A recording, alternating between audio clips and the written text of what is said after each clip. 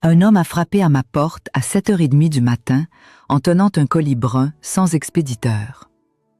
Il m'a regardé avec une expression que je n'oublierai jamais et m'a demandé si j'étais la mère d'Olivier Vauclerin. Quand j'ai confirmé, il m'a tendu cette petite boîte attachée avec une ficelle épaisse et n'a dit qu'une seule phrase avant de disparaître dans la rue. « Ouvrez seul, chez vous ». Mon cœur a commencé à battre de façon désordonnée. Je ne savais pas qui était cet homme, ni pourquoi il apportait quelque chose lié à mon fils. Mais le ton d'urgence dans sa voix, la façon dont ses yeux m'ont fixé, a fait quelque chose s'effondrer en moi. Dans cette boîte se trouvaient des objets que je reconnaîtrais n'importe où dans le monde. La montre à gousset du grand-père d'Olivier, celle qu'il portait toujours sur lui et que mon mari avait laissée en héritage à notre fils unique. L'alliance d'Olivier, avec la gravure intérieure déjà effacée par le temps mais que je connaissais par cœur, pour toujours, Olivier et Maëlle. Et au fond, enveloppée dans du papier fin, une enveloppe scellée avec un symbole étrange que je n'avais jamais vu. J'ai senti mes mains trembler, parce que ces objets ne devaient pas être là. Ils ne devaient pas être avec moi. Ils devaient être avec Olivier, où qu'il soit. Je m'appelle Séraphine Vauclerin. J'ai 69 ans, je suis veuve depuis 12 ans, et pendant les 7 dernières années, j'ai vécu en croyant que mon fils travaillait hors de France. Des contrats à l'étranger, selon Maëlle, ma belle-fille. Des endroits lointains, communications difficiles, agenda serré. J'ai accepté cette version parce que c'était la seule que j'avais. Mais ce matin-là, avec ce colis entre les mains et le vent froid d'octobre soufflant par la fenêtre de ma petite maison à Lyon, j'ai commencé à comprendre qu'il n'y avait peut-être jamais eu de contrat. Peut-être n'y avait-il jamais eu de voyage. Et peut-être que mon fils n'était jamais parti d'ici. Un homme a frappé à ma porte à 7h30 du matin en tenant un colis brun sans expéditeur. Tout a commencé à s'effondrer 7 ans auparavant, quand Olivier m'a dit qu'il avait obtenu une opportunité professionnelle incroyable. Il était enthousiaste, ses yeux brillaient, les mots sortaient rapidement. Maëlle était à ses côtés, souriant de cette manière contenue qui lui était caractéristique. Elle tenait la main d'Olivier fermement, comme si elle voulait s'assurer qu'il ne changerait pas d'avis. Il m'a expliqué que ce serait un contrat de longue durée, peut-être quelques années, avec possibilité de renouvellement. Il a dit que la communication serait difficile pour des raisons de confidentialité professionnelle, mais que je n'avais pas à m'inquiéter. Maëlle s'occuperait de tout, me tiendrait informée, serait le pont entre nous.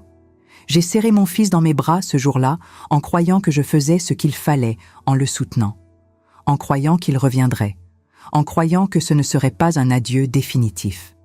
Les premiers mois ont été difficiles, mais supportables.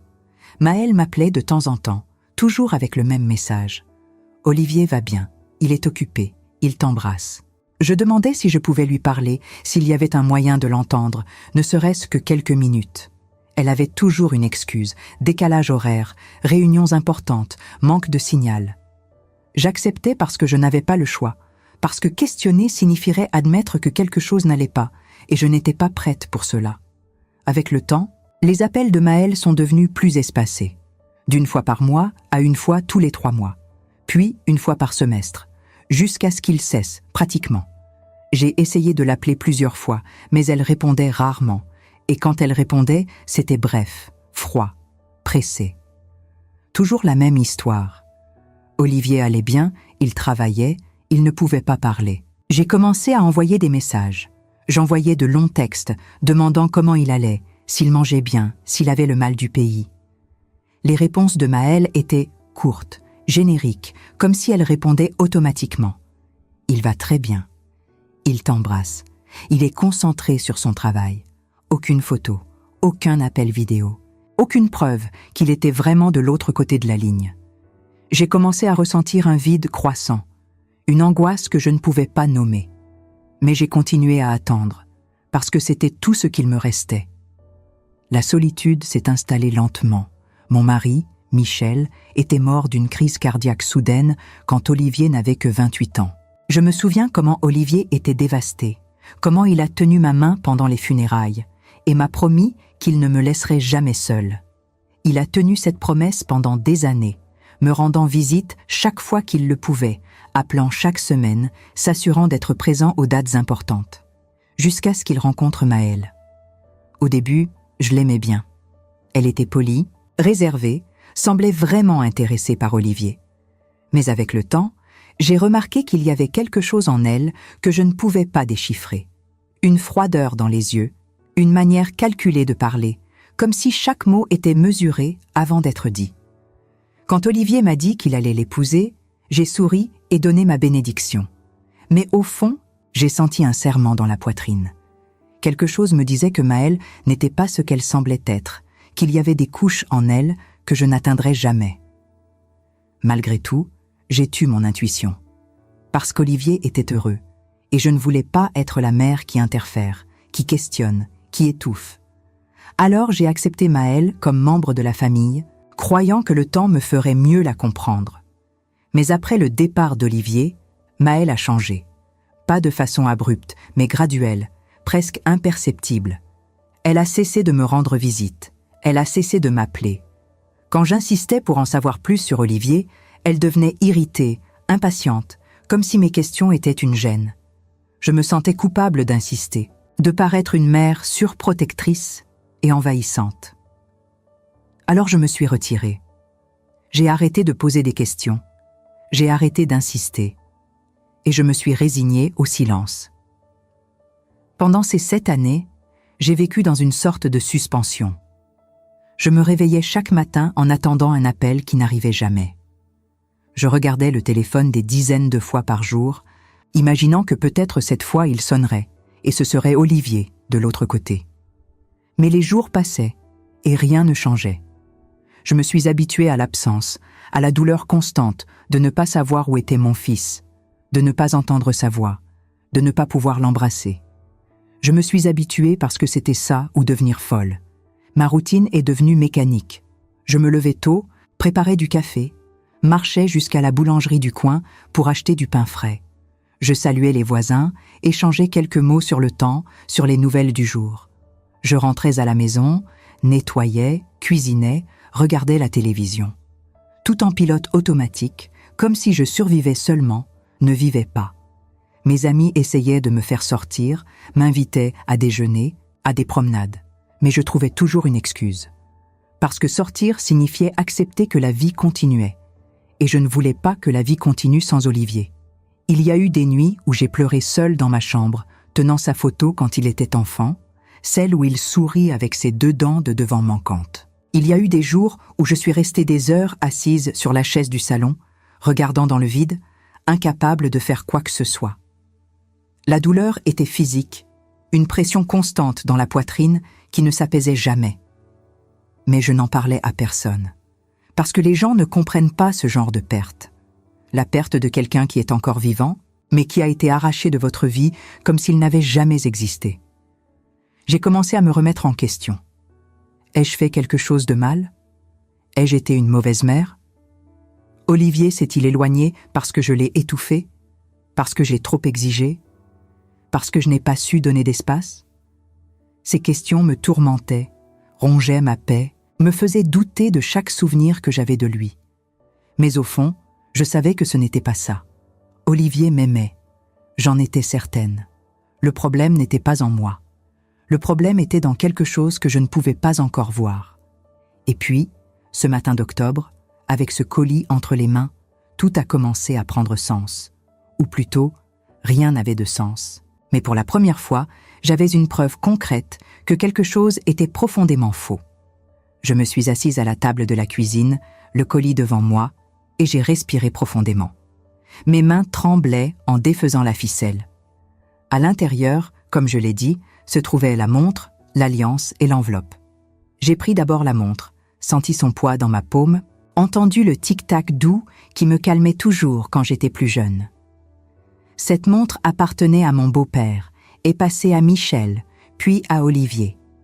C'était un héritage familial, quelque chose qu'Olivier n'abandonnerait jamais de son plein gré. L'alliance était froide au toucher. Je l'ai tournée entre mes doigts, essayant de lire l'inscription intérieure, Mais le temps avait presque tout effacé. Même ainsi, je savais ce qui était écrit. J'étais là le jour où Olivier l'a commandé. J'ai aidé à choisir la gravure. J'ai vu le bonheur dans ses yeux quand il l'a mise au doigt de Maëlle. Comment cette alliance était-elle ici? Pourquoi Olivier s'en séparerait-il? Pourquoi quelqu'un me l'enverrait-il? J'ai pris l'enveloppe en dernier. Elle était lourde, faite d'un papier épais, de qualité. Le sceau avait un symbole que je ne reconnaissais pas, une sorte de blason avec des lettres entrelacées. J'ai rompu le sceau avec précaution et sorti le contenu. À l'intérieur se trouvait une feuille de papier pliée et une petite clé USB. J'ai ouvert d'abord la feuille. C'était un message court, écrit à la main, avec une calligraphie ferme et angulaire. « Séraphine, ce que vous croyez sur votre fils est un mensonge. Il n'a jamais quitté la France. Écoutez l'enregistrement. Ensuite, décidez si vous voulez connaître la vérité ou continuer à vivre dans l'illusion. Mais sachez que le temps s'épuise. » Mon cœur s'est emballé. J'ai lu le message 3 fois, essayant de traiter chaque mot. Olivier n'a jamais quitté la France. Comment ça? Où était-il alors? Pourquoi Maëlle m'a-t-elle menti pendant toutes ces années? Et qui était la personne qui avait envoyé ce colis? J'ai pris la clé USB avec des mains tremblantes et l'ai regardée comme si c'était une bombe sur le point d'exploser. Une partie de moi voulait la jeter à la poubelle, faire comme si rien de tout cela n'arrivait, retourner à la sécurité de ma routine vide. Mais l'autre partie, celle qui a toujours su que quelque chose n'allait pas, me poussait à découvrir la vérité. Je me suis levée, suis allée au salon et ai allumé mon vieil ordinateur. J'ai attendu que le système démarre, chaque seconde semblant une éternité. J'ai inséré la clé USB et un seul fichier est apparu à l'écran. Pour maman, MP3. J'ai double-cliqué et la voix d'Olivier a rempli le silence du salon. Je ne l'avais pas entendue depuis 7 ans. 7 longues années sans écouter cette voix que je connaissais mieux que la mienne. Et maintenant, il était là, me parlant directement, comme s'il était à mes côtés. Mais il y avait quelque chose de différent. Sa voix était contrôlée, tendue, chargée d'un poids que je n'avais jamais perçu auparavant. « Maman, si tu écoutes ceci, c'est parce que quelqu'un a réussi à te trouver. Je ne sais pas quand cela arrivera, ni si cela arrivera, mais je devais laisser ce message. Je devais que tu connaisses la vérité, même s'il est trop tard pour moi.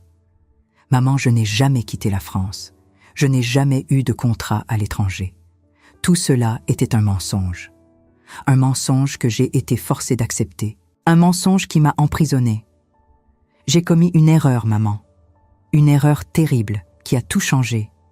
Et maintenant, je paie pour cela d'une façon que tu ne peux pas imaginer. » Sa voix a failli pendant un instant, et je pouvais entendre le son de sa respiration lourde, comme s'il luttait pour continuer. « Il existe un endroit, maman. Un endroit que personne ne connaît. Où des gens comme moi sont maintenus, vivants, mais invisibles. Je ne peux pas en dire beaucoup, parce qu'ils écoutent toujours, surveillent toujours. Mais tu dois savoir que je n'ai jamais voulu te quitter. Je n'ai jamais voulu te blesser. Je voulais juste te protéger, protéger notre famille, mais les choses ont échappé à tout contrôle. Et maintenant? Maintenant, je ne sais pas si je vais réussir à sortir d'ici. Si tu écoutes ceci, cherche un homme nommé Armand Vélis. Il sait tout. Il peut te raconter ce qui s'est passé, pourquoi je suis ici, pourquoi Maëlle a fait ce qu'elle a fait. Mais sois prudente, maman. Ces gens ne plaisantent pas. Ils ne permettent pas que les secrets soient révélés. Si tu décides de chercher la vérité, sache que tu pourrais mettre ta vie en danger. Mais si tu ne le fais pas, je vais continuer ici, oubliée, comme si je n'avais jamais existé. Je t'aime, maman, je t'ai toujours aimée, et je suis désolée pour tout. L'enregistrement s'est terminé, et je suis restée là, paralysée, avec des larmes coulant sur mon visage, incapable de traiter ce que je venais d'entendre. Mon fils était vivant. Il était quelque part en France, prisonnier, maintenu contre sa volonté, et je n'en avais aucune idée. Maëlle savait. Elle avait toujours su. Et elle m'avait laissé vivre ces 7 années en croyant à un mensonge. La douleur que j'ai ressentie à ce moment était indescriptible. C'était comme si ma poitrine avait été déchirée en 2, comme si chaque cellule de mon corps criait de désespoir. Mais avec la douleur est venu quelque chose de plus fort, la colère. Une colère profonde, viscérale, qui brûlait de l'intérieur. Comment avait-elle pu me faire ça? Comment avait-elle pu m'enlever mon fils et faire comme si tout allait bien? J'ai pris le téléphone et composé le numéro de Maëlle. Elle n'a pas répondu. J'ai appelé à nouveau. Encore. À la 5e tentative, elle a finalement répondu, avec cette voix froide et distante que je connaissais si bien. « Séraphine, qu'y a-t-il? Je suis occupée. » J'ai respiré profondément, essayant de contrôler la fureur qui menaçait d'exploser. « Où est Olivier, Maëlle ?» Il y a eu une longue pause de l'autre côté de la ligne. Quand elle a parlé à nouveau, sa voix avait changé. Elle était tendue, prudente. « Il travaille, comme toujours. Pourquoi poses-tu cette question maintenant? Ne me mens pas. » Ma voix est sortie plus forte que je ne l'avais prévu. « Je sais qu'il n'a jamais quitté la France. Je sais que tu m'as menti pendant toutes ces années. Où est-il, Maëlle? Qu'as-tu fait à mon fils? » Le silence qui a suivi était assourdissant. Et puis, elle a raccroché. Si vous, qui m'écoutez maintenant, avez déjà vécu la douleur de perdre quelqu'un que vous aimez, alors vous comprenez un peu ce que j'ai ressenti à ce moment. Mais si vous avez encore vos enfants près de vous, vos proches à portée de main, serrez-les dans vos bras. Serrez fort, parce que la vie peut changer en un instant, et parfois, nous n'avons pas de seconde chance. Je pensais avoir perdu mon fils pour le travail, pour la distance, pour les choix qu'il avait faits. Mais j'ai découvert que je l'avais perdu pour quelque chose de bien pire. Pour un mensonge soigneusement construit, pour des gens qui l'ont gardé prisonnier, invisible, comme s'il n'avait pas d'importance.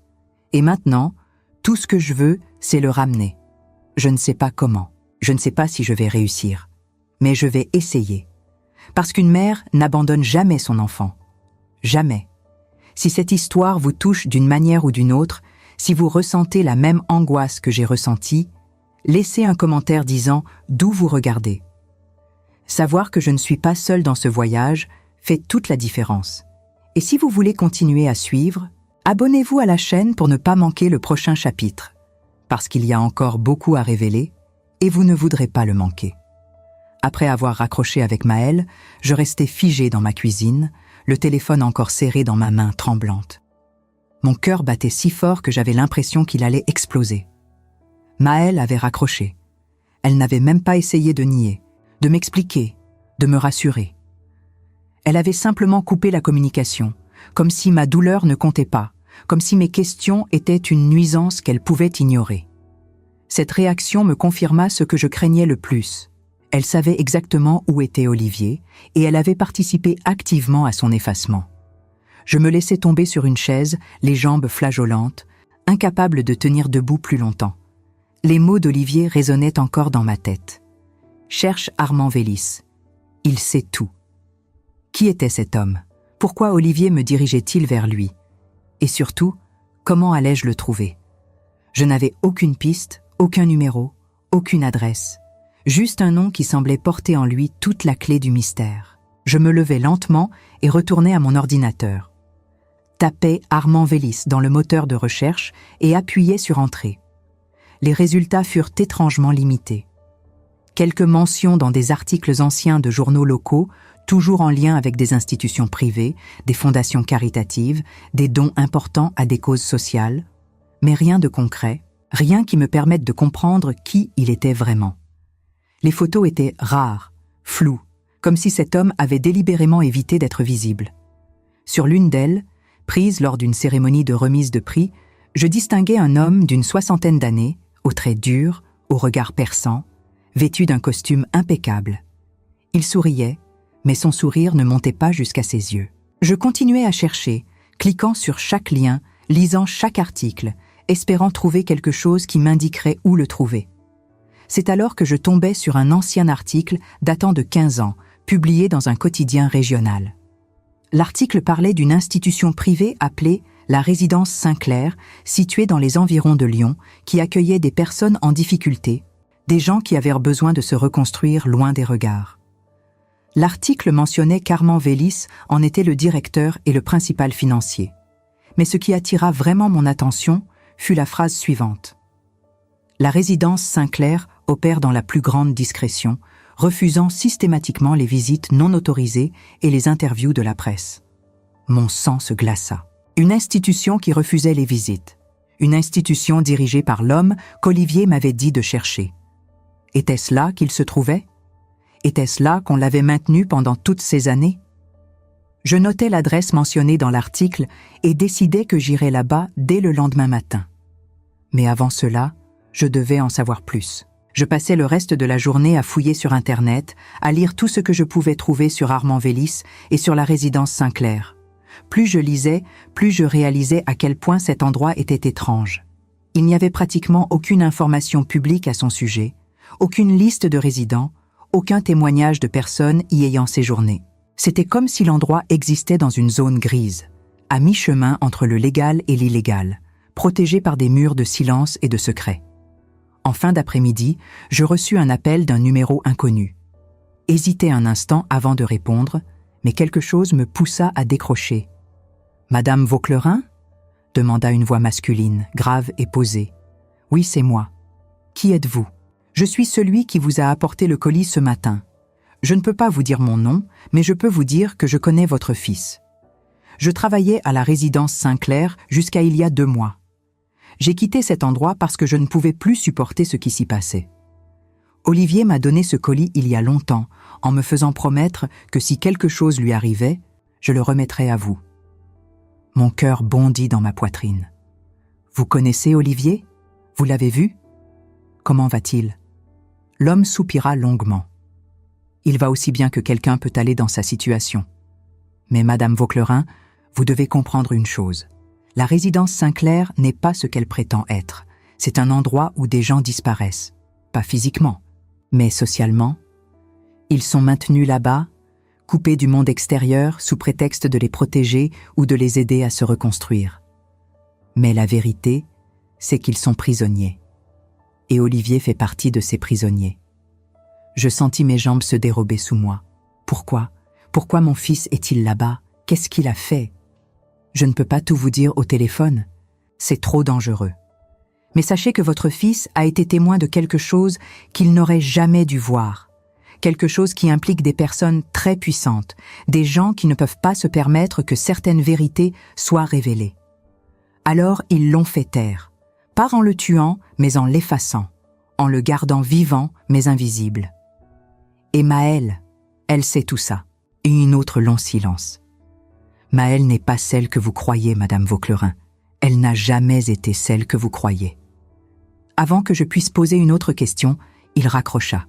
Je restais là, le téléphone à la main, submergé par un mélange de terreur et de détermination. Mon fils était vivant. Il était prisonnier quelque part dans cette institution, maintenu contre son gré, effacé de l'existence. Et Maëlle, la femme qu'il avait épousée, la femme en qui j'avais fait confiance, était complice de tout cela. Le lendemain matin, je me levais avant l'aube. Je m'habillais avec soin, comme si me préparer correctement pouvait me donner la force dont j'avais besoin. Je pris le bus jusqu'à la périphérie de Lyon, puis un taxi pour le reste du trajet. La résidence Sinclair était située dans une zone isolée, entourée de forêts et de collines. Le bâtiment principal était imposant, construit en pierre grise, avec de hautes fenêtres étroites qui ressemblaient davantage à des meurtrières qu'à des ouvertures accueillantes. Un portail en fer forgé marquait l'entrée, flanqué de caméras de surveillance. Je m'approchais du portail et appuyais sur l'interphone. Une voix féminine, froide et impersonnelle, répondit après quelques secondes. « Oui ? Bonjour, je voudrais parler à monsieur Armand Vélis. Avez-vous rendez-vous ? Non, mais c'est urgent. C'est au sujet de mon fils, Olivier Vauclerin. Un silence. Puis, un instant, s'il vous plaît. J'attendis, le cœur battant, les yeux fixés sur le bâtiment au loin. Plusieurs minutes passèrent. Puis, la voix revint. Madame Vauclerin, monsieur Vélis accepte de vous recevoir. Veuillez entrer. Le portail s'ouvrit lentement, avec un grincement métallique. Je franchis le seuil, sentant chaque pas me rapprocher de la vérité, mais aussi d'un danger que je ne comprenais pas encore totalement. Le chemin jusqu'au bâtiment principal était bordé d'arbres nus, leurs branches noires se découpant contre le ciel gris. L'atmosphère était oppressante, chargée d'une tension palpable. À l'entrée du bâtiment, une femme m'attendait. Elle était vêtue d'un tailleur sombre, les cheveux tirés en arrière, le visage dénué d'expression. Elle me fit signe de la suivre sans un mot. Nous traversâmes un long couloir aux murs blancs éclairés par des néons froids. Tout était impeccablement propre, mais il y avait quelque chose de stérile, de déshumanisant dans cet endroit. Nous arrivâmes enfin devant une porte en bois massif. La femme frappa 2 coups, puis ouvrit. « Madame Vauclerain !» annonça-t-elle avant de s'éclipser. J'entrai dans le bureau. C'était une pièce spacieuse, meublée avec goût, dominée par un grand bureau en acajou. Derrière ce bureau se tenait Armand Vélis. Il se leva lorsque j'entrai, m'offrant un sourire poli mais distant. « Madame Vauclerain, c'est un plaisir de vous rencontrer. Asseyez-vous, je vous en prie. » Je m'assis sur la chaise face à lui, mes mains crispées sur mon sac. Il se rassit également, croisant les mains devant lui, m'observant avec une intensité qui me mettait mal à l'aise. « Vous êtes ici au sujet de votre fils, n'est-ce pas ? » « Oui, je sais qu'il est ici. Je sais qu'il n'a jamais quitté la France. Je veux le voir. » Armand Vélis inclina légèrement la tête, comme s'il réfléchissait à ma demande. « Madame Vauclerain, je comprends votre inquiétude. Vraiment. Mais les choses ne sont pas aussi simples que vous le pensez. Votre fils est ici de son plein gré. » « De son plein gré ?» Ma voix monta d'un cran. Il m'a laissé un message dans lequel il dit qu'il est prisonnier. Il dit qu'il a été forcé. Votre fils traverse une période difficile. Il a commis certaines erreurs de jugement. Nous l'aidons à se reconstruire, à retrouver un équilibre. Mais cela prend du temps. Et cela nécessite qu'il soit protégé du monde extérieur, y compris de sa propre famille, pour éviter toute pression ou influence négative. Je le fixais, incrédule. Vous êtes en train de me dire que vous le gardez ici contre son gré pour son propre bien ? Je suis en train de vous dire que votre fils a accepté d'être ici. Il a signé des documents. Il a consenti à tout cela. Si vous ne me croyez pas, je peux vous montrer sa signature. Il ouvrit un tiroir et en sortit une chemise qu'il posa devant moi. À l'intérieur, plusieurs documents, tous signés de la main d'Olivier. Je les parcourus rapidement, les mots se brouillant devant mes yeux. Consentement volontaire, renonciation aux contacts extérieurs, engagement de confidentialité. Et tout était là, noir sur blanc, avec la signature de mon fils. Mais quelque chose clochait. Je connaissais l'écriture d'Olivier, et bien que ses signatures lui ressemblent, il y avait quelque chose de légèrement différent, de forcé, comme si elles avaient été tracées sous contrainte. Je ne crois pas que mon fils ait signé cela de son plein gré, dis-je fermement.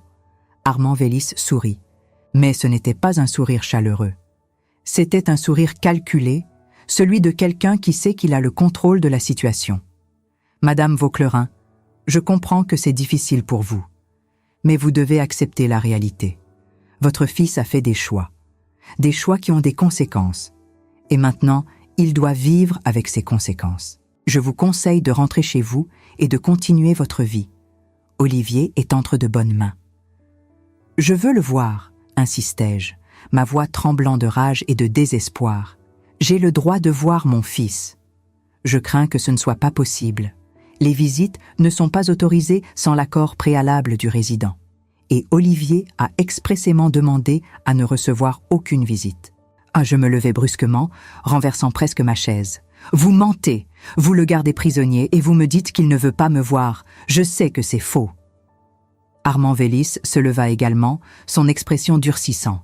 « Madame Vauclerain, je vais devoir vous demander de partir. Si vous continuez à faire des allégations infondées, je serai obligé de contacter les autorités. »« Les autorités ? Vous croyez que j'ai peur des autorités ? Allez-y, appelez-les. Peut-être qu'elles seront intéressées de savoir ce qui se passe vraiment ici. » Il me fixa longuement, et pour la première fois, je vis une lueur de quelque chose dans ses yeux. De la colère ? De la menace ? Je ne savais pas. Mais cela me fit frissonner.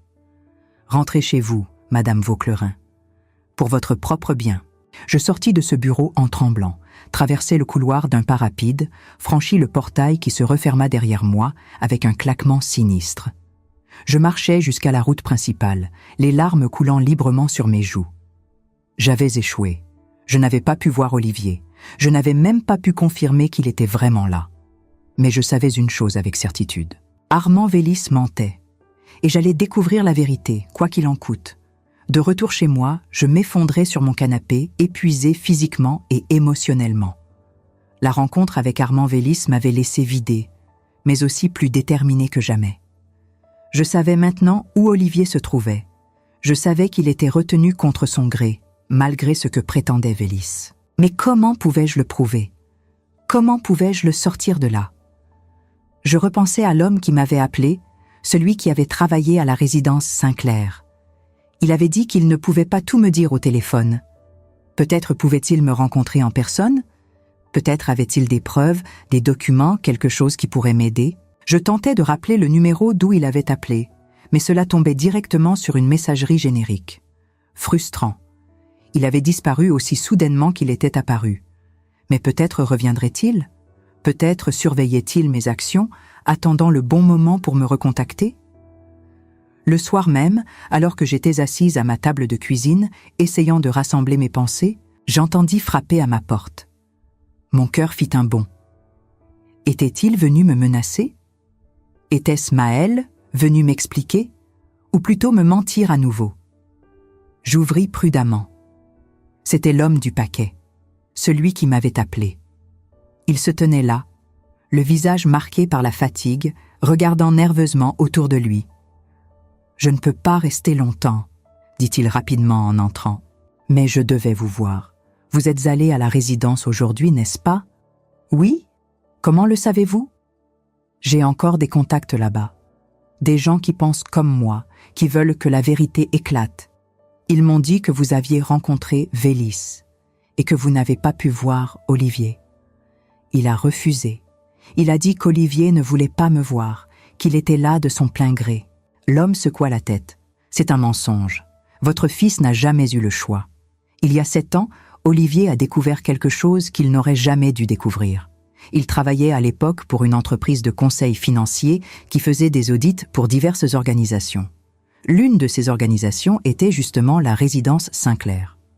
En examinant les comptes, Olivier a remarqué des irrégularités majeures. De l'argent qui disparaissait, des donations qui ne correspondaient à aucune activité réelle, des transferts vers des comptes offshore. Il a commencé à poser des questions, à creuser plus profondément. Je l'écoutais, suspendu à ses lèvres. Tout commençait à prendre sens. Un jour, Olivier est tombé sur des documents confidentiels. Des documents qui prouvaient que la résidence Saint-Clair servait de couverture à quelque chose de beaucoup plus sombre. Ce n'était pas seulement une question d'argent, c'était une question de contrôle. Des personnes gênantes, des témoins encombrants, des gens qui savaient trop de choses étaient placés là-bas sous divers prétextes, troubles mentaux, dépression, besoin de protection. Mais en réalité, ils étaient maintenus là pour être réduits au silence. « Mon Dieu !» murmurai-je horrifié. Olivier a compris qu'il était en danger. Il a essayé de rassembler des preuves, de contacter des journalistes, des autorités. Mais avant qu'il puisse agir, ils l'ont tué. Ils ont utilisé Maël pour le piéger. Maël? Comment? L'homme hésita, comme s'il mesurait ce qu'il s'apprêtait à me révéler. Maël ne travaillait pas dans le secteur qu'elle prétendait. Elle était employée par une agence de sécurité privée, liée à Armand Vélis. Sa rencontre avec Olivier n'était pas un hasard. Elle a été envoyée pour le surveiller, pour gagner sa confiance, pour devenir si proche de lui qu'il ne se douterait de rien. Et ça a marché. Ils se sont mariés. Elle était aux premières loges pour observer chaque mouvement d'Olivier. Je sentis mon estomac se retourner. Vous êtes en train de me dire que leur mariage était une mise en scène? Pas entièrement. Je pense que Maël a développé de vrais sentiments pour Olivier au début. Mais elle avait une mission. Et quand Olivier a découvert la vérité sur la résidence, elle a dû choisir entre lui et son employeur. Elle a choisi son employeur. Mais pourquoi? Pourquoi ne pas simplement le faire disparaître pour de bon? Parce que le tuer aurait attiré l'attention. Une enquête aurait pu révéler ce qu'il savait. Alors ils ont opté pour une solution plus subtile, l'effacer socialement. Ils l'ont placé à la résidence sous un faux prétexte, ont fabriqué des documents le faisant passer pour un patient volontaire et ont coupé tous ses liens avec le monde extérieur. Pour le monde, Olivier Vauclerin travaillait à l'étranger. En réalité, il était prisonnier à quelques kilomètres de chez vous. Les larmes coulaient librement sur mon visage maintenant. Tout ce temps, Olivier avait été si proche, et je n'avais rien fait. J'avais cru à leurs mensonges, j'avais accepté leur version des faits. « Comment puis-je le sortir de là ?» demandai-je, ma voix brisée par l'émotion. « C'est compliqué, la résidence est surveillée en permanence. Toute tentative de fuite est immédiatement détectée. Et même si vous réussissiez à le faire sortir, où iriez-vous ? Vélis a des contacts partout, la police, les autorités locales, même certains juges. Il a construit un réseau de protection autour de ses activités. Dénoncer cela publiquement sans preuve solide ne ferait que vous mettre en danger, vous et Olivier. Alors quoi, je suis censée abandonner ? Non, mais vous devez être intelligente. Vous devez rassembler des preuves irréfutables avant d'agir. Et pour cela, vous aurez besoin d'aide. Quel genre d'aide ? Il y a une journaliste d'investigation, Élise Marchand. Elle travaille pour un média indépendant et elle enquête sur des affaires de corruption depuis des années. Elle a déjà entendu parler de la résidence Sinclair, mais elle n'a jamais pu obtenir assez de preuves pour publier quoi que ce soit. Si vous lui apportez votre témoignage, les documents que je peux vous fournir, et si elle réussit à interviewer d'autres anciens employés comme moi, peut-être que nous pourrons faire éclater la vérité. Vous avez des documents ? Il sortit de sa veste une clé USB qu'il me tendit. Tout est là-dedans. Des enregistrements, des relevés bancaires, des témoignages. Gardez-la précieusement. Ne la montrez à personne d'autre qu'à Élise Marchand. Et soyez prudente. Si Vélis apprend que vous avez ça, il ne reculera devant rien pour vous arrêter. Il se leva, s'apprêtant à partir. Je le retins par le bras. Attendez, pourquoi faites-vous tout ça ? Pourquoi prenez-vous ce risque ? Il me regarda avec une tristesse profonde. Parce que j'ai un fils, moi aussi. Et si j'étais à votre place, j'espérerais que quelqu'un aurait le courage de m'aider. Votre fils est quelqu'un de bien, Madame Vauclerin. Il ne mérite pas ce qui lui arrive. Puis il partit, disparaissant dans la nuit. Je restais là, la clé USB serrée dans ma main, sentant le poids de ce qu'elle contenait. C'était ma seule chance, ma seule opportunité de ramener Olivier à la maison. Le lendemain, je contactai Élise Marchand. Elle accepta de me rencontrer dans un café discret en périphérie de la ville. C'était une femme d'une quarantaine d'années, aux cheveux courts et aux yeux perçants. Elle m'écouta attentivement pendant que je lui racontais tout. Le paquet, l'aggravation d'Olivier, ma visite à la résidence, les révélations de l'ancien employé. Quand j'eus terminé, elle resta silencieuse un long moment, réfléchissant. « Vous savez que ce que vous me demandez est extrêmement dangereux, n'est-ce pas ?» dit-elle finalement. « Armand Vélis n'est pas quelqu'un qu'on défie impunément. Il a détruit des carrières, ruiné des vies. Et si ce que vous me dites est vrai, il ne reculera devant rien pour protéger ses secrets. Je sais, mais je n'ai pas le choix. Mon fils est là-bas et je ne peux pas le laisser. » Elle hocha la tête lentement. « D'accord, je vais examiner les documents sur cette clé USB. Si je trouve assez de preuves solides, je publierai l'article. Mais cela prendra du temps. Et vous devrez rester discrète. Ne parlez de ça à personne. Surtout pas à Maëlle. » Maëlle. Je serrai les dents en prononçant son nom. Je ne lui ai pas reparlé depuis notre dernière conversation. Elle sait que je suis au courant. Alors, elle est probablement en train de tout faire pour couvrir ses traces. Soyez vigilante. Ne sortez pas seule la nuit. Verrouillez vos portes. Et si quelque chose d'étrange se produit, contactez-moi immédiatement. Je rentrais chez moi ce soir-là avec un mélange d'espoir et de peur. Élise Marchand était ma meilleure chance de sauver Olivier. Mais combien de temps cela prendrait-il ? Et Olivier tiendrait-il jusque-là ? Les jours suivants furent une torture. Je restais cloîtrée chez moi, sursautant au moindre bruit, vérifiant compulsivement mon téléphone dans l'espoir d'un message d'Élise. Mais rien. Le silence était assourdissant. Une semaine plus tard, je reçus un appel de Maëlle. Mon sang se figea quand je vis son nom s'afficher sur l'écran. J'hésitai, puis répondis. « Séraphine, nous devons parler, » dit-elle, sa voix inhabituellement calme. « Je n'ai rien à te dire. S'il te plaît, écoute-moi juste une minute. Je sais que tu es en colère, je sais que tu penses que je t'ai trahi, mais tu ne connais pas toute l'histoire. Alors raconte-moi. » Un long soupir. « Pas au téléphone. Retrouvons-nous quelque part. Je t'expliquerai tout, je te promets. » Chaque fibre de mon être me criait de refuser, mais une petite partie de moi, une partie qui voulait désespérément comprendre, accepta. D'accord. Où? Au parc près de chez toi. Demain à 15h. Elle raccrocha avant que je puisse changer d'avis. Je restais là, le téléphone à la main, me demandant si je venais de commettre une terrible erreur. Le lendemain, je me rendis au parc, comme convenu. L'automne avait vraiment installé ses couleurs maintenant. Les arbres étaient parés de rouge et d'or, et le vent froid me faisait frissonner malgré mon manteau épais. Je m'assis sur un banc, attendant Maëlle, le cœur battant d'appréhension. Qu'allait-elle me dire? Allait-elle essayer de me manipuler à nouveau? Ou y avait-il vraiment une part de vérité qu'elle voulait partager? Elle arriva quelques minutes plus tard, vêtue d'un imperméable sombre, les cheveux cachés sous un foulard. Elle avait l'air épuisée, vieillie, comme si les derniers jours l'avaient usée autant que moi. Elle s'assit à côté de moi, gardant une distance prudente. « Merci d'être venue, » dit-elle doucement. Je ne répondis rien, me contentant de la fixer, attendant qu'elle parle.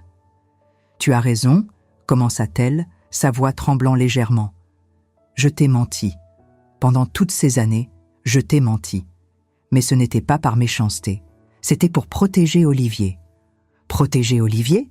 Ma voix était chargée d'incrédulité, en le gardant prisonnier. Ce n'est pas aussi simple que ça. Quand j'ai rencontré Olivier, je ne savais pas qui il était vraiment. On m'avait envoyé pour le surveiller, c'est vrai, mais je suis tombée amoureuse de lui, vraiment. Et quand il a découvert ce qui se passait à la résidence, j'ai essayé de le protéger. J'ai essayé de le convaincre d'abandonner, de laisser tomber, de ne pas creuser davantage. Mais il n'a pas voulu. Il était obsédé par l'idée de révéler la vérité. Elle s'arrêta, essuyant une larme qui coulait sur sa joue. Alors ils ont décidé de le neutraliser, et ils m'ont utilisé pour le faire. Ils m'ont dit que si je ne coopérais pas, ils le tueraient, vraiment. Alors j'ai fait ce qu'ils demandaient. J'ai aidé à le faire interner à la résidence. Je t'ai menti en te disant qu'il était parti travailler à l'étranger. Et pendant 7 ans, j'ai vécu avec cette culpabilité, cette douleur de savoir que j'avais trahi l'homme que j'aimais. Si tu l'aimais vraiment, tu l'aurais libéré, dis-je froidement. Tu crois que je n'ai pas essayé? Sa voix se brisa. Tu crois que je ne pense pas à lui chaque jour? Que je ne regrette pas chaque décision que j'ai prise? Mais Vélis a des gens partout. Si j'avais tenté de le sortir de là, il nous aurait trouvés. Il nous aurait tués tous les deux. Alors pourquoi me dis-tu tout ça maintenant? Elle me regarda droit dans les yeux. Parce que je sais que tu es en contact avec Élise Marchand.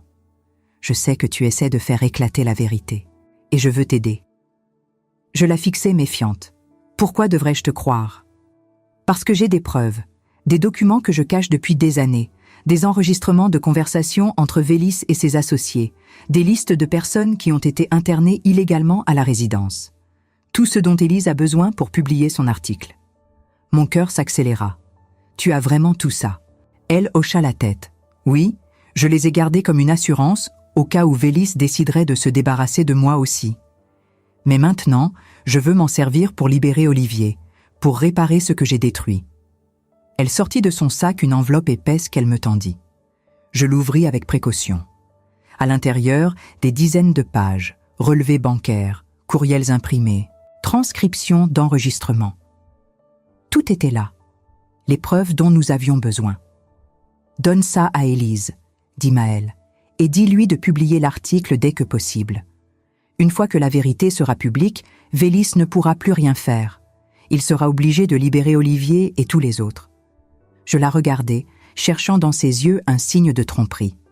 Mais tout ce que je vis, c'était une femme brisée, rongée par la culpabilité, cherchant désespérément une forme de rédemption. « D'accord, dis-je finalement, je vais lui donner. Mais si tu me mens, si c'est un piège. » « Ce n'est pas un piège, je te le jure. » Elle se leva, s'apprêtant à partir. Mais avant qu'elle ne s'éloigne, je lui demandai une dernière chose. « Quand tout ça sera fini, quand Olivier sera libre, que comptes-tu faire ?» Elle me regarda avec une tristesse infinie. « Je ne sais pas si Olivier pourra un jour me pardonner, et je ne suis pas sûre de mériter son pardon. Mais au moins, il sera libre. Et c'est tout ce qui compte. » Puis, elle partit, me laissant seule sur ce banc, l'enveloppe serrée contre ma poitrine. Je rentrai immédiatement chez moi et appelai Élise Marchand. Je lui racontais ma rencontre avec Maëlle et lui parlais des documents. Elle vint les chercher dans l'heure qui suivit, les yeux brillants d'excitation en les parcourant. « C'est exactement ce qu'il me fallait, » dit-elle. « Avec ça, je peux publier l'article demain. Ça va faire du bruit, beaucoup de bruit. » Le lendemain matin, l'article d'Élise Marchand fut publié en ligne. Le titre faisait froid dans le dos. « La résidence Saint-Clair, prison dorée pour témoins gênants. » L'article détaillait tout. Les irrégularités financières, les internements forcés, le rôle d'Armand Vélis, les complicités dans la police et la justice. Les preuves étaient irréfutables. En quelques heures, l'article fut repris par tous les médias nationaux. Les réseaux sociaux s'enflammèrent. Des victimes commencèrent à témoigner publiquement. L'affaire prit une ampleur que personne n'avait anticipée. 2 jours plus tard, la police fit une descente à la résidence Saint-Clair. Armand Vélis fut arrêté, ainsi que plusieurs de ses complices. Et enfin, les portes de la résidence s'ouvrirent. Les résidents furent libérés, interrogés, pris en charge. Et parmi eux, il y avait Olivier. Je ne peux pas décrire ce que je ressentis quand je le revis. 7 ans. 7 longues années sans le voir, sans l'entendre, sans pouvoir le toucher. Et soudain, il était là, devant moi, amaigri, fatigué, mais vivant. Je courus vers lui et le serrai dans mes bras si fort que j'eus peur de le briser. Il pleura sur mon épaule et je pleurai aussi, libérant toute la douleur, toute l'angoisse, toute la souffrance accumulée pendant ces années de séparation. « Je suis désolé, maman », murmura-t-il entre 2 sanglots. « Je suis tellement désolé. Ne t'excuse pas. Tu n'as rien fait de mal. Tu es libre maintenant. C'est tout ce qui compte. » Les semaines qui suivirent furent un tourbillon. Olivier dut témoigner devant les autorités, participer à l'enquête, revivre les horreurs qu'il avait endurées. Mais il le fit avec courage, soutenu par moi, par Élise, et même, timidement, par Maëlle. Leur relation était compliquée, teintée de ressentiment et de trahison, mais aussi d'un amour qui n'avait jamais vraiment disparu. Je ne sais pas s'ils parviendront un jour à reconstruire ce qu'ils avaient, mais au moins, ils ont une chance maintenant. Une chance de se parler, de se comprendre, de peut-être se pardonner. Quant à moi, j'ai retrouvé mon fils, et c'est tout ce qui importe. Cette épreuve m'a appris que l'amour d'une mère est plus fort que tout, plus fort que les mensonges, plus fort que les murs de pierre, plus fort même que le temps. Quand on aime quelqu'un, on ne renonce jamais. On se bat, on cherche, on trouve. Et parfois, contre toute attente, on gagne. Aujourd'hui, Olivier et moi vivons ensemble dans ma petite maison de Lyon. Il se reconstruit lentement, réapprend à vivre librement, à faire confiance aux gens. Ce n'est pas facile. Les cicatrices sont profondes. Mais nous avançons, un jour à la fois, soutenus par l'amour qui nous unit. Si cette histoire vous a touché, si elle vous a fait réfléchir à l'importance de ne jamais abandonner ceux qu'on aime, alors elle aura servi à quelque chose. Parce qu'au fond, c'est ça le message que je veux transmettre. Ne laissez jamais personne vous dire que quelqu'un est perdu. Ne laissez jamais les mensonges vous voler ce qui compte. Et surtout, ne sous-estimez jamais le pouvoir d'une mère déterminée à retrouver son enfant. Merci de m'avoir écouté. Merci d'avoir partagé ce voyage avec moi. Et si vous connaissez quelqu'un qui traverse une épreuve similaire, dites-lui qu'il n'est pas seul. Dites-lui qu'il y a toujours de l'espoir. Toujours. Vous êtes-vous déjà demandé combien de vérités restent enfouies simplement parce que nous avons peur de les chercher? Combien de silences nous acceptons par lassitude, par épuisement, ou parce que questionner nous semble plus douloureux que de continuer à vivre dans l'ignorance? Pendant 7 ans, j'ai vécu dans cette ignorance. J'ai accepté les excuses, avalé les mensonges, étouffé mes doutes. Et aujourd'hui, en regardant en arrière, je me demande, si j'avais su plus tôt, si j'avais osé briser ce silence dès le début, combien de nuits mon fils aurait-il pu dormir libre? Combien d'années aurions-nous pu vivre ensemble sans les murs invisibles qui nous séparaient? Ce que j'ai appris à travers cette épreuve, c'est que l'amour maternel ne se contente jamais de réponses faciles. Il creuse, il insiste, il refuse de fermer les yeux, même quand tout le monde nous dit de lâcher prise. Il y a une force en nous, les mères, qui dépassent la raison, qui traversent les mensonges, qui brisent les portes fermées. Mais cette force a besoin d'être nourrie par quelque chose d'essentiel, le courage de voir ce qui est vraiment là, même si cela nous brise le cœur. Le courage de ne pas accepter les versions qu'on nous impose. Le courage de dire « non, quelque chose ne va pas, et je vais découvrir quoi ». Peut-être que certains d'entre vous qui m'écoutent dans ce moment ont aussi vécu cette sensation. Cette intuition sourde qui vous murmure que quelque chose cloche, mais que vous étouffez parce que personne autour de vous ne semble la partager. Peut-être avez-vous aussi accepté des distances inexpliquées, des silences trop longs, des promesses qui ne se sont jamais réalisées. Et peut-être que, comme moi, vous vous êtes demandé si c'était vous qui exagériez, si c'était vous qui voyiez des problèmes là où il n'y en avait pas. Je veux que vous sachiez une chose, cette intuition, ce murmure intérieur, ce n'est pas de la paranoïa. C'est votre cœur qui sait, c'est votre âme qui refuse de se laisser berner. Je ne dis pas que tout doute doit devenir une enquête. Je ne dis pas qu'il faut vivre dans la méfiance permanente. Mais je dis qu'il y a une différence entre faire confiance et fermer les yeux. Faire confiance, c'est croire en quelqu'un tout en restant présent, vigilant, attentif. Fermer les yeux, c'est abdiquer de sa propre lucidité par peur de ce qu'on pourrait découvrir. Et moi, j'ai fermé les yeux, par amour, par épuisement, par peur de déranger. Et pendant que je les fermais, mon fils vivait dans une prison dont je ne soupçonnais même pas l'existence. Alors aujourd'hui, je vous pose cette question, à vous qui m'écoutez. Qu'auriez-vous fait à ma place? Si vous aviez reçu ce colis, si vous aviez entendu cette voix tremblante de votre enfant vous suppliant de le trouver, auriez-vous eu le courage d'affronter ce qui se cachait derrière?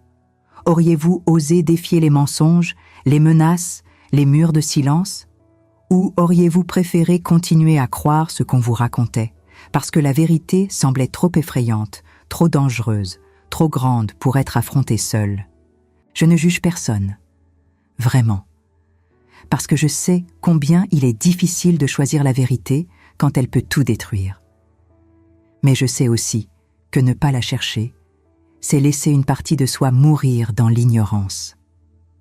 Ce que je souhaite, c'est que mon histoire serve de miroir, que chacun de vous puisse se regarder et se demander « Y a-t-il quelque chose dans ma vie que j'évite de voir? Y a-t-il quelqu'un que j'aime et dont je ne questionne plus l'absence, simplement parce que c'est devenu une habitude? Y a-t-il des silences que j'ai normalisés alors qu'ils méritent d'être brisés? Parce que le temps passe, et un jour il sera trop tard. Un jour, les réponses que nous aurions dû chercher ne seront plus accessibles. Et nous resterons avec le poids de ce que nous aurions pu faire, mais que nous n'avons pas fait. J'aimerais savoir ce que vous pensez de ce récit. J'aimerais savoir si cela a résonné en vous, si cela a réveillé des souvenirs, des émotions, des questions. Parfois, partager notre vécu avec d'autres qui comprennent vraiment ce que nous avons traversé est la seule façon de ne pas se sentir seul face à la douleur. Alors dites-moi, dans les commentaires, qu'est-ce que cette histoire a fait naître en vous? Auriez-vous agi différemment? Avez-vous déjà vécu quelque chose de similaire? Et surtout, dites-moi d'où vous m'écoutez. Parce que savoir que mes mots traversent les frontières, qu'ils atteignent des cœurs dans différents endroits du monde, me donne l'impression que je ne suis pas seule, que nous ne sommes pas seuls. Si vous êtes arrivé jusqu'ici, c'est que quelque chose dans cette histoire vous a touché. Et si c'est le cas, j'aimerais que vous restiez avec moi pour les prochains chapitres, parce que ce récit ne s'arrête pas ici. Il y a encore tant à révéler, tant de vérités à dévoiler, tant de leçons à partager. Alors abonnez-vous à cette chaîne. Non pas par obligation, mais parce que vous ressentez que ces histoires ont de la valeur, qu'elles parlent de nous, de nos vies, de nos luttes silencieuses.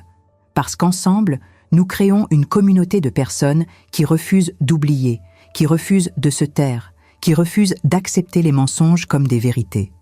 J'ai appris quelque chose de fondamental à travers tout cela. Personne ne devrait jamais avoir à affronter seul les épreuves les plus difficiles de sa vie.